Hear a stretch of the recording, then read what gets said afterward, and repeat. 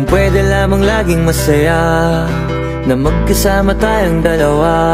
Kung may lugar na hindi uso magdrama, di sana una pa dun nakita dinala. Kaso nga wala noon, araw-araw may dumadating na hamon. Di pa natin natatapos yung kahapon. Eto na naman yung panibagong problema na nagkakapatong-patong. Tapos dadagdag ka pa, magre-reklamo sa'kin na hirap ka na.